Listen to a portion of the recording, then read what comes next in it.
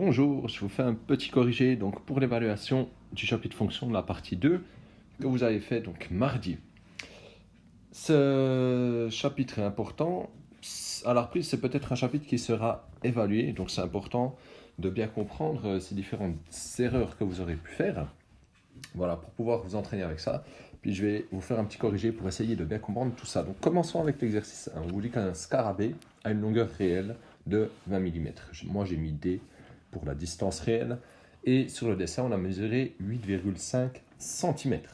Et puis on vous demande c'est quoi l'échelle. Alors déjà, ce qu'on a, c'est qu'on a une distance réelle en millimètres et puis une distance sur le dessin, j'ai mis assez pour la carte, en centimètres. Donc il faut déjà tout mettre aux mêmes unités. Alors par exemple ici, je peux mettre ceci en millimètres, comme ça j'ai tout aux mêmes unités. Ce qu'on constate, c'est que sa distance sur le dessin, elle est plus grande que la distance réelle. Donc en fait, on a un agrandissement. Mais pour calculer l'échelle, on va toujours faire la même chose, c'est toujours la distance sur la carte divisée par la distance réelle, c'est-à-dire 85 sur 20.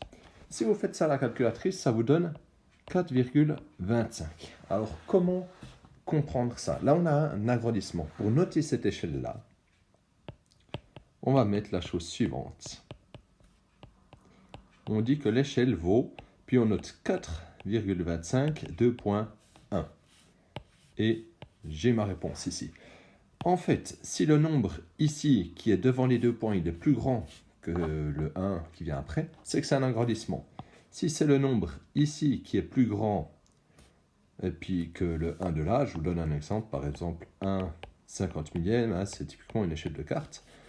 Dans ce cas-là, on a ce nombre ici qui est le plus grand, donc là on a un rétrécissement. Hein. Donc nous, on a un agrandissement, donc on note la chose comme ceci. Maintenant, c'est important de bien tout noter ce que vous faites, vous, de bien noter les unités, il y a eu beaucoup d'unités, et de toujours donner une phrase pour la réponse, parce que souvent, il y a un nombre quelque part, et puis vous dites c'est ça la réponse. Donc essayez de toujours avoir une phrase pour la réponse. Pour l'exercice de cette fois, on vous dit qu'on a deux localités, il y en a une à 970 mètres d'altitude, l'autre à 720 mètres d'altitude. On vous dit que sur la carte, l'échelle est de 1/30 millième et que la distance qui sépare les deux est de 25 cm. Donc cette distance-là, c'est la distance à vol d'horizon. La distance ici que moi j'ai appelée la distance horizontale. Puis on vous demande la pente entre ces deux localités. Alors attention, ici on peut déjà calculer la dénivellation. La dénivellation, on fait 970 mètres moins 720 mètres et ça nous donne 250 mètres. Donc on a ici entre les deux 250 mètres de différence d'altitude. Maintenant, pour la distance horizontale, le problème qu'on a, c'est que nous, on nous donne la distance horizontale, mais sur la carte. Puis nous, il faut qu'on l'aie en réalité pour calculer la pente. Donc ici, la distance horizontale, on nous dit que sur la carte, ça fait 25 cm. Donc en réalité, ça sera, comme l'échelle c'est 1/30 millième, ça sera 30 000 fois plus grand, hein. Donc on fait ce calcul 25 fois 30 000 et ça nous donne 750 000. Mais attention, ceci c'est en centimètres, parce que ici les 25 c'était en centimètres. Donc ça nous dit qu'en réalité, comme c'est 30 000 fois plus grand, ça fait 750 000 centimètres. Donc on va convertir ça en mètres, comme ça on aura comme ici une distance en mètres, ça nous donne 7500 mètres. Donc maintenant, j'ai pu trouver la distance horizontale réelle, le dénivelé réel, donc je peux calculer mon échelle. Pardon, c'est pas l'échelle, c'est la pente. Donc je calcule la pente et pour ça, je fais toujours la distance verticale, donc le dénivelé divisé par la distance horizontale. Et j'ai bien les mêmes unités, tout est en mètres. Alors je fais le calcul suivant.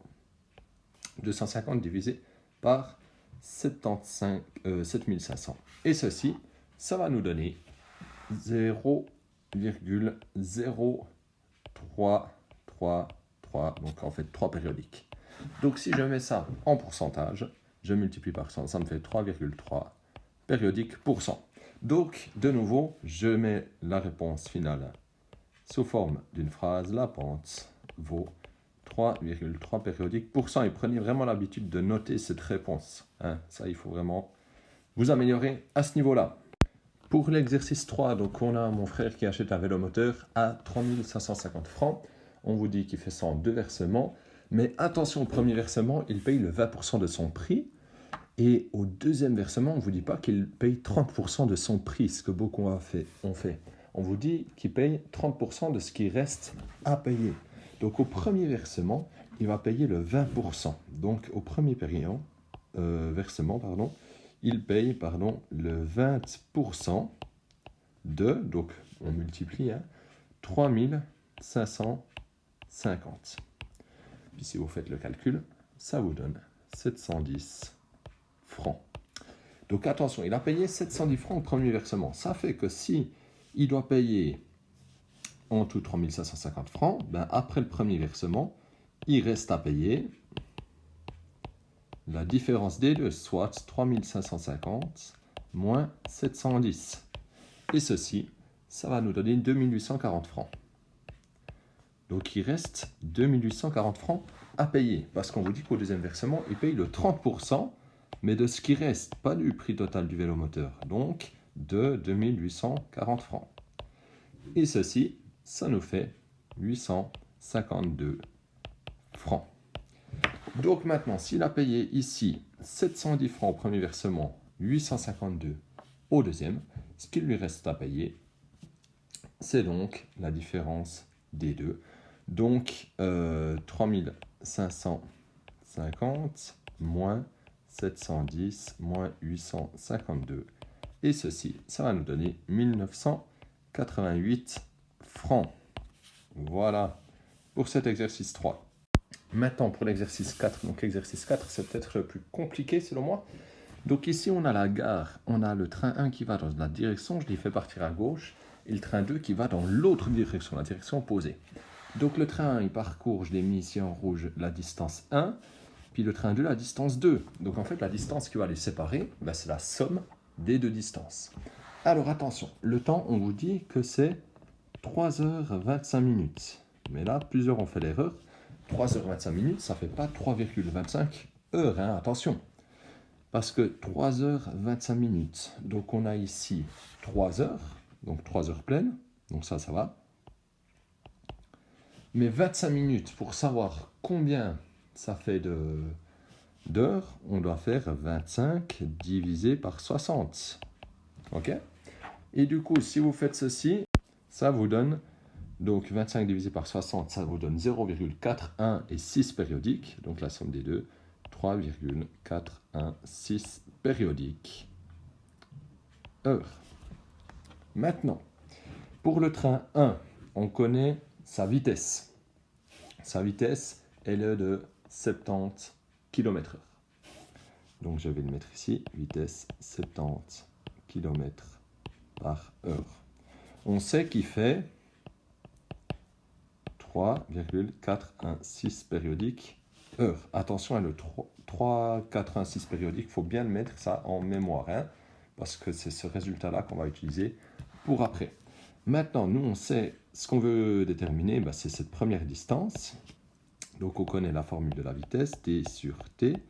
Mais nous, ce qu'on veut, c'est trouver la distance. Donc, on isole là-dedans la distance, on multiplie par le temps, et on a que la distance, c'est v fois t. Donc, je vais la calculer ici. La distance 1, c'est la vitesse fois le temps. Je vais mettre même la vitesse 1 pour les distinguer. Donc, la vitesse 1, c'est 70 km/h fois le temps, qui est 3,416 périodiques. Et ça nous donne 239,16 périodiques kilomètres. Hein. Maintenant, on va faire la même chose pour la deuxième distance. On connaît la deuxième vitesse. Attention, celle-ci, elle est donnée en mètres secondes. On nous dit que c'est 30 mètres par seconde. Maintenant, ce que vous avez sûrement appris en sciences, c'est que pour passer des mètres secondes en km/h, on fait fois 3,6. Donc si on fait tout fois 3,6, ça va nous donner ici une vitesse de 108 km par heure.